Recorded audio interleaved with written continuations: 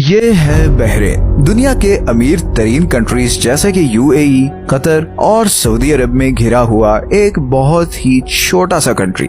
بہت کم لوگ جانتے ہیں کہ بحرین ایکچولی میں ہے کہاں، اور اس کی وجہ اس کا یہ چھوٹا سائز ہے۔ یہ جو سارا ریجن ہے اسے پرشین گلف کہتے ہیں۔ پرشین گلف بہت ہی امپورٹنٹ جگہ ہے کیونکہ اس ریجن میں موجود کنٹریز کے پاس پوری دنیا کے 50% آئل اور 40% نیچرل گیس کے ریزروز ہیں۔ پوری دنیا کی 15% انرجی سپلائی اسی پرشین گلف والے کنٹری سے آتی ہے، اور یہی وجہ ہے کہ ساری دنیا کی سپر پاورز کا ہمیشہ سے ہی اس ریجن میں بڑا انٹرسٹ رہا ہے۔ اب آپ سوچ رہے ہوں گے کہ جس کنٹری کے پڑوسی UAE، قطر، کویت اور سعودی عرب جیسے امیر کنٹریز ہوں وہ خود بھی بہت امیر ہوگا، مگر ایسا نہیں ہے۔ گو کہ بحرین پورے عربین گلف میں وہ پہلا کنٹری تھا جس میں آئل ڈسکور ہوا تھا، لیکن اس کے باوجود بحرین آج اپنے پڑوسیوں سے کچھ پیچھے ہے۔ لیکن بہت جلد ایسا کچھ ہونے جا رہا ہے جو بحرین کو اس پرشین گلف کا سب سے امیر کنٹری بنا سکتا ہے، یا پھر ہو سکتا ہے کہ بحرین کے حالات مزید خراب ہو جائیں۔ سچ یہ ہے کہ اس ویڈیو میں ہم آپ کو بتائیں گے کہ بحرین قطر یا UAE کی طرح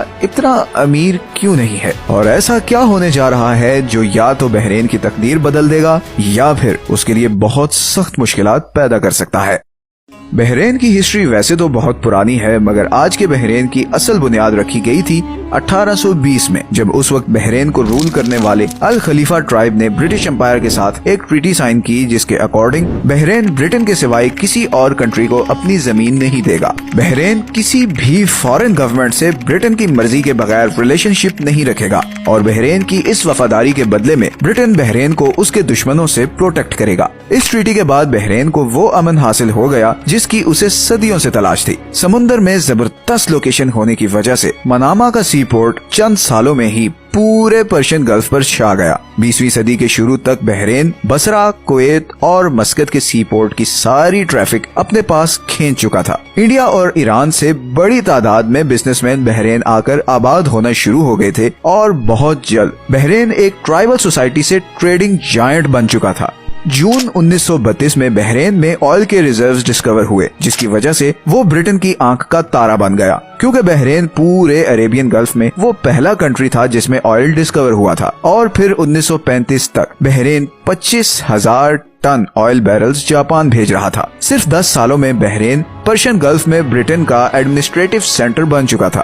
بحرین میں لاکھوں ڈالرز آ رہے تھے اور حالات آہستہ آہستہ بدل رہے تھے۔ پھر 1971 میں جب برٹن نے سارے گلف کنٹریز کے ساتھ ٹریٹی ختم کی تو باقی عرب کنٹریز کی طرح بحرین بھی ایک انڈیپینڈنٹ کنٹری بن گیا، اور آج بحرین UN کی ایک رپورٹنگ کے مطابق عرب ورلڈ کی فاسٹسٹ گروئنگ اکانومی ہے۔ اکنامک انڈیکس آف فریڈم کے اکارڈنگ بھی بحرین پورے مڈل ایسٹ میں وہ اکیلا کنٹری ہے جہاں پر بزنسز پر سب سے کم ریسٹرکشنز ہیں۔ بحرین مڈل ایسٹ کے ان چند کنٹریز میں شامل ہے جس نے کفالہ یا کفیل سسٹم کو بین کیا۔ جیسے سعودی عرب اور دوسرے کئی گلف کنٹریز میں آپ کفیل کے بغیر کچھ نہیں کر سکتے، بحرین میں آپ کو کسی کفیل کی ضرورت نہیں ہے۔ اور صرف یہی نہیں بلکہ بحرین کو پورے گلف میں سب سے زیادہ انگلش فرینڈلی نیشن بھی کہا جاتا ہے۔ لیکن اتنی فیوریبل پرفارمنس کے باوجود آخر کیا وجہ ہے کہ بحرین دبئی، ابوظہبی یا قطر کی طرح امیر نہیں؟ اصل میں اس کا ایک بہت بڑا ریزن ہے بحرین کا سوشیو پولیٹیکل سسٹم۔ بحرین کی پاپولیشن کا 52% فارنرز ہیں اور صرف 48% بحرینی نیشنلز ہیں، مگر ایسی سچویشن تو آپ کو UAE یا قطر میں بھی نظر آئے گی جہاں پر صرف 10 سے 20% لوکل پاپولیشن ہے اور باقی 80 سے 90% فارنرز ہیں۔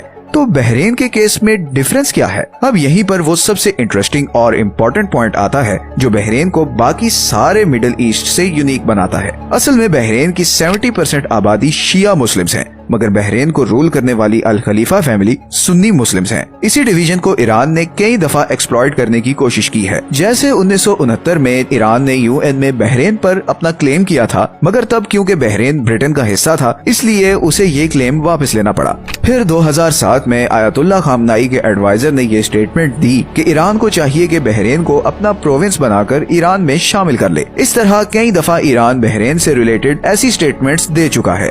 اب سوال یہ پیدا ہوتا ہے کہ اگر ہم شیعہ سنی کانفلکٹ کی سیویریٹی کو دیکھیں تو یہ کیسے پاسبل ہوا کہ اتنے 100 سالوں تک ایک سنی فیملی شیعہ میجورٹی کنٹری پر رول کرے؟ देखें, एक चीज हमेशा याद रखें, डिक्टेटरशिप को सक्सेसफुल बनाने के 2 ही तरीके हैं। एक तो ये कि आप जोर जबरदस्ती करके लोगों से अपनी बात मनवाएं और उन्हें दबा कर रखें, मगर उसमें रेवोल्यूशन और अपराइजिंग का खतरा होता है, जैसे कि लीबिया की एग्जांपल हमारे सामने है। दूसरा तरीका वो है जो गल्फ कंट्रीज फॉलो करते आए हैं, और वो है कि अपनी आवाम को खूब पैसा दो, उनकी जरूरियात पूरी करो और उन्हें इकोनॉमिकली खुश रखो। ऊपर पावर में कौन है उन्हें इसकी कोई फिक्र नहीं होगी। अब बहरीन के सुन्नी रूलर्स ने ये दोनों तरीके यूज किए हैं। बहरीन की गवर्नमेंट अपने लोगों का बहुत ख्याल रखती है। अपने लोगों से मेरा मतलब है बहरीनी नेशनल्स। अगर आप बहरीनी नेशनल हैं तो आपको बहुत आराम से गवर्नमेंट जॉब मिल जाएगी। सुपरमार्केट से लेकर गाड़ी के पेट्रोल तक हर चीज सब्सिडाइज्ड है। अगर आप प्राइवेट जॉब करना चाहते हैं तो आपके लिए सेपरेट कोटा है। बहरीन में हर व्हाइट कॉलर इंडस्ट्री में लोकल्स का कोटा है। सो फॉर एग्जांपल, किसी भी बैंक की 50% वर्क फोर्स बहरीनी जरूर होनी चाहिए। किसी भी कंपनी की मैनेजरियल पोजीशन पे एक